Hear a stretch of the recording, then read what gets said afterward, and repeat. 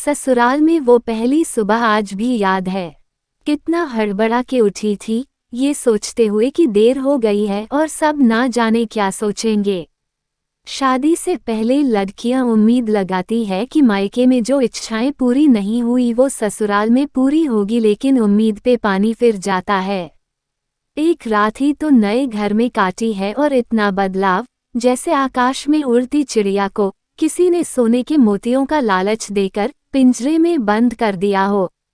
सासू माँ की आंखों में खुशी तो थी, लेकिन बस अपने बेटे के लिए ही दिखी मुझे। सोचा शायद नया नया रिश्ता है, एक दूसरे को समझते देर लगेगी, लेकिन समय ने जल्दी ही एहसास करा दिया कि मैं यहाँ बहू हूँ। जैसे चाहूँ वैसे नहीं रह सकती। कुछ कायदा मर्यादा हैं जिनका पालन मुझे करना होगा। धीरे धीरे बात करना, धीरे से हंसना, सबके खाने के बाद खाना, ये सब आदतें जैसे अपने आप ही आ गईं। घर में माँ से भी कभी कभी ही बात होती थी। धीरे धीरे पीहर की याद सताने लगी। ससुराल में पूछा तो कहा गया अभी नहीं, कुछ दिन बाद।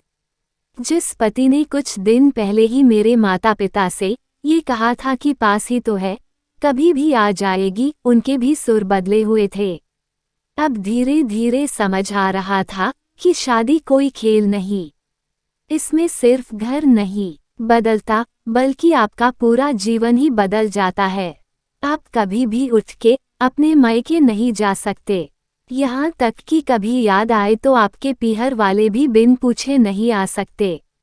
मायके का वो अल्हड़पन, वो बेबाक हंसना, वो झूठे मुंह रसोई में कुछ भी छू लेना, जब मन चाहे तब उठना, सोना, नहाना, सब बस अब यादें ही रह जाती हैं। अब मुझे समझ आने लगा था कि क्यों विदाई के समय सब मुझे गले लगाकर रो रहे थे। असल में मुझसे दूर होने का एहसास तो उन्हें हो ही रहा था, लेकिन एक और बात थी जो उन्हें अंदर ही अंदर परेशान कर रही थी कि जिस सच से उन्होंने मुझे इतने साल दूर रखा, अब वो मेरे सामने आ ही जाएगा। पापा का ये झूठ कि मैं उनकी बेटी नहीं बेटा हूँ, अब और दिन नहीं छुप पाएगा। उनकी सबसे बड़ी चिंता ये थी, अब उनका ये बेटा, जिसे कभी बेटी होने का एहसास ही नहीं कराया था, जीवन के इतने बड़े सच को कैसे स्वीकार करेगा। माँ को चिंता थी कि उनकी बेटी ने कभी एक गिलास पानी का नहीं उठाया, तो इतने बड़े परिवार की जिम्मेदारी कैसे उठाएगी। सब इस विदाई और मेरे पराये होने का मर्म जानते थे, सिवाय मेरे। इसलिए सब ऐसे रो रहे थे जैसे मैं डोली में नहीं, अर्थी में जा रही हूँ। आज मुझे समझ आया कि उनका रोना गलत नहीं था। हमारे समाज का नियम ही ये है, एक बार बेटी डोली में विदा हुई तो फिर वो बस मेहमान ही होती है। घर में उसका कोई हक नहीं होता है, सिर्फ परिवार की जिम्मेदारियां होती है जिसे उसे निभाना पड़ता है। फिर कोई चाहे कितना ही क्यों ना कह ले कि ये घर आज भी उसका है। सच तो ये है कि अब वो कभी भी यूं ही अपने उस घर, जिसे मायका कहते हैं, नहीं आ सकती। दोस्तों, ये कहानी आपको कैसी लगी एक प्यारा सा कमेंट करके जरूर बताइएगा। वीडियो पसंद आई हो तो प्लीज़ लाइक शेयर जरूर करिएगा।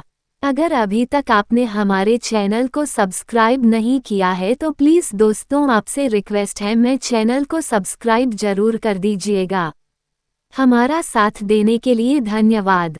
लास्ट में यही कहना है, बेटी को अगर आप अपनी बेटी नहीं बना सकते तो कोई बात नहीं, पर इतनी इंसानियत तो होनी चाहिए कि वह किसी की बेटी है, इतना ख्याल जरूर रखना चाहिए। धन्यवाद। दोस्तों, हमारी बात बुरी लगी हो तो उसके लिए क्षमा चाहते हैं।